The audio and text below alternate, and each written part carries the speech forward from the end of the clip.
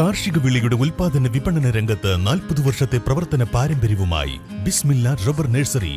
Bismillah rubber nursery, farm and gardens, Vaniyambalam. Nilambur KSRTC ഡിപ്പോയിലെ ബസ്സിനകത്ത് കയറി ഡ്രൈവറെ മർദ്ദിച്ചതായി പരാതി. കെഎസ്ആർടിസിയിലെ താൽക്കാലിക ഡ്രൈവറായ OR ജിത്തുവിനെയാണ് വെള്ളിയാഴ്ച രാത്രി ഒരു സംഘം ചെറുപ്പക്കാരെത്തി മർദ്ദിച്ചത്. നിലമ്പൂർ പോലീസ് കേസെടുത്തു.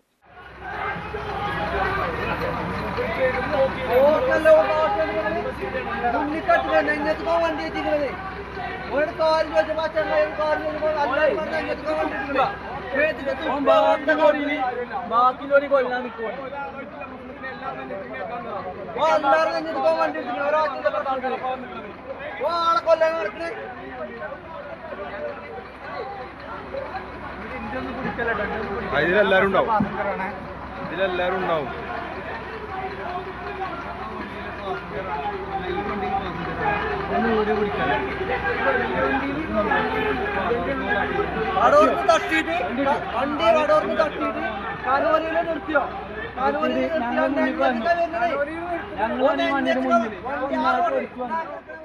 എറണാകുളത്ത് നിന്നും നിലമ്പൂരിലേക്ക് വരികയായിരുന്ന KSRTC ബസ്സിലെ ഡ്രൈവറാണ് ജിത്തു.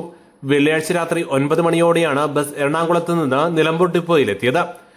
അതിനു പുറകെ കാറിലും മോട്ടോർ സൈക്കിളിലുമായി എത്തിയ 10ഓളം പേർ അടങ്ങുന്ന വടപുറത്തുള്ള ചെറുപ്പക്കാരുടെ സംഘം ബസ്സിനകത്ത് വെച്ച് തന്നെ ഡ്രൈവറെ മർദ്ദിക്കുകയായിരുന്നു. തങ്ങളുടെ നേരെ ബസ് ഇടിക്കാൻ വന്നു. അമിതമായ വേഗത്തിലാണ് ബസ് വന്നതെല്ലാം ആരോപിച്ചാണ് ഡ്രൈവറെ മർദ്ദിച്ചത്. ഇന്നലെ എറണാകുളം സർവീസ് തിരിച്ചു വരുന്ന വഴിക്ക് വടപുറ എത്താൻ നേരത്ത് ഒരു ബൈക്കുകാരൻ ബസ്സിന്റെ മുന്നിലിട്ട് കളിപ്പിച്ചു.